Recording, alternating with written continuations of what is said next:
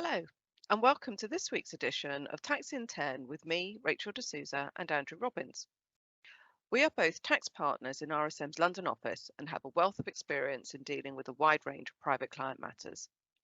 Your feedback is valuable to us, so do keep it coming, especially if you have thoughts on any topics you would like us to cover. So, Rachel, you know I like to be on the cutting edge of fashion.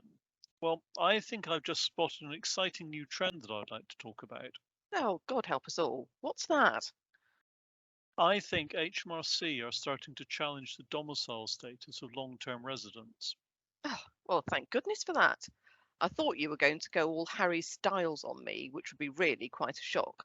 Anyway, I'm pleasantly surprised to see that we're back to talking about tax. Well, of course we are. What could be more stylish than talking about tax?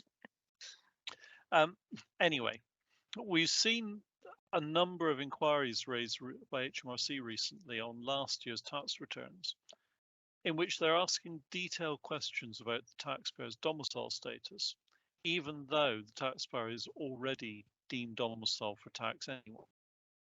Well, I guess at first sight that sounds a bit odd because if you are deemed domiciled, you're going to be taxed in the UK on your worldwide income and gains. So actually, your domicile status shouldn't matter for tax return purposes. So if we know that HMRC are asking these questions, there is obviously an ulterior motive there. So what's going on? Well, I think I know what this is. For most people, once they become deemed dom, technicalities of their domicile position don't really matter. But the position is very different if you have a trust. So without getting too techie about it, this is relevant for protected trusts, which basically means a trust you created before becoming deemed domiciled and where you are a beneficiary as well as the settlor. Of course, for these, the settlor also has to be resident in the UK. True. So I think what HMRC are doing is they're looking at if you have a protected trust, then all of the foreign income and capital gains made by the trust are not attributed to the settlor, which means you can roll growth up indefinitely on a tax deferred basis. Okay, I see where you're going with this. So if HMRC successfully argue that the settlor has acquired a domicile in the UK, they are no longer able to benefit from the protected trust status. So this really could be quite catastrophic. All the income and capital gains received by the trust would be attributed to the settlor personally, and he would have to pay tax on that income or those gains, even though he hasn't actually received the funds. And in more complicated structures with underlying entities, in many cases, the income and gains of those entities will also be attributed. So this could leave the settlor with a massive tax bill and no way of paying it unless he receives a distribution. Exactly. It seems like such a minor technical point to differentiate between UK deemed dom and UK fully dom, but it makes a huge difference to your tax position. And I think it's a point that people are missing. I've had a number of conversations with clients who've happily told me that they're UK domiciled, not realizing that if that was true, it would mean they've got these huge undisclosed tax liabilities you've just been talking about. And of course, the reality is that in many of those cases, they're not UK domiciled at all because they fully intend to leave the UK at some point in the future. The point is that the non-dom persons themselves don't understand that distinction. My worry is that when HMRC asks these long-term residents about their domicile, they'll give the wrong answer out of ignorance. And once you've told HMRC you think you're UK domiciled, it's going to be really difficult to persuade them that you're not. So my message is that whenever somebody tells you they're UK domiciled, please don't take it at face value and challenge them for their own good. And while we're on the subject of trust and domicile, there is another area that I think takes people by surprise, which relates to UK DOMs who have permanently left the UK. Now, we all know that non-DOMs can create excluded property trusts, and that non-UK assets in these trusts are permanently protected from IHT. Normally, that protection applies whatever the settlor does in the future. So it won't affect that non-dom who does become UK domiciled, the person we've just been talking about. The problem is that there is an exception to the rule. If somebody has permanently left the UK and then sets up an excluded property trust and later resumes UK residence, different rules apply. The problem is that the individual may not know this, and the trustees might not even know the settlor is in the UK. Now, on a nerdy level, this is quite an interesting point, because if your settlor comes back to the UK, then the trust temporarily loses its IHT exemption.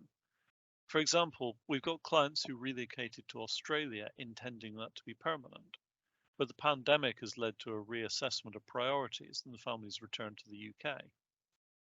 The trusts they set up while resident in Australia were excluded property trusts at the time, but they now flip back to being within the scope of IHT when the family came back. Now, the good news for people who return to the UK temporarily is that when they leave, the trust will revert to being excluded property again, but it is really complicated. And you also have to remember that excluded property status will only apply if the settlor's non-UK domicile has been maintained. So, for example, if the family left Australia planning never to return there, they will lose their Australian domicile. On the other hand, if they came back to the UK, for example, to look after elderly parents and with a plan to move back to Australia when the parents died, then they are probably Australian domiciled throughout. Yeah, and my worry here is that as tax professionals, this is all very exciting. But for normal human beings, what are the chances of anybody picking up on this? Differences are so nuanced and obscure that there's a really high chance nobody will realise there's a problem until HMRC raise an inquiry. And let's be clear what the problem is.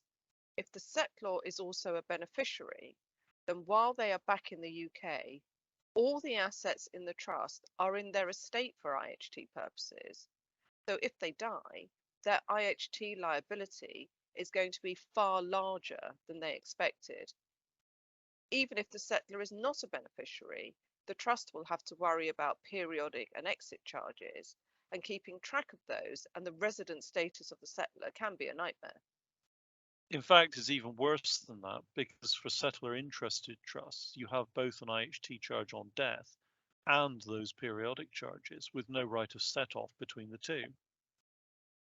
And as a final point, just while I think about it, although it's not really related to what we've been talking about, it's worth mentioning that in countries such as Australia and the US, it is very common for mum and dad to set up a domestic trust where they're beneficiaries and trustees. If they then move to the UK, the trust will move with them, bringing it firmly within charge to the UK income tax and CGT regime, which again, I just don't think people even recognize because they don't really understand the trusts they created in the first place. Yeah, you're right. And I think all we can say about that is it just shows how complicated the UK tax system is and highlights one of the problems that we face.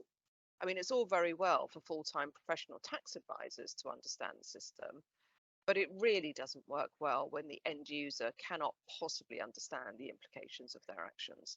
Totally agree. So, on that cheery note, have you got a recommendation for us this time?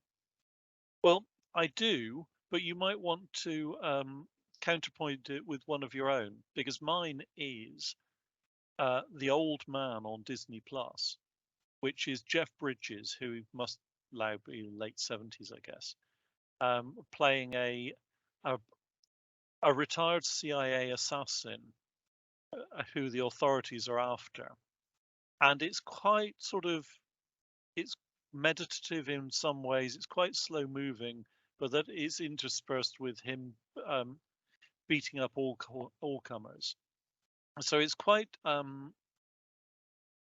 it's a really interesting watch, and Jeff Bridges is fantastic. So the acting is great. It's all really good.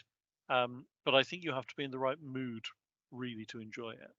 So it sounds like it's quite violent then, even though Jeff Bridges is in his late 70s. He's got two Rottweilers, and between him Oh. and the dogs, they certainly outmatch their opponents, put it that way. Okay, so I see what you mean by sort of counterpointing that.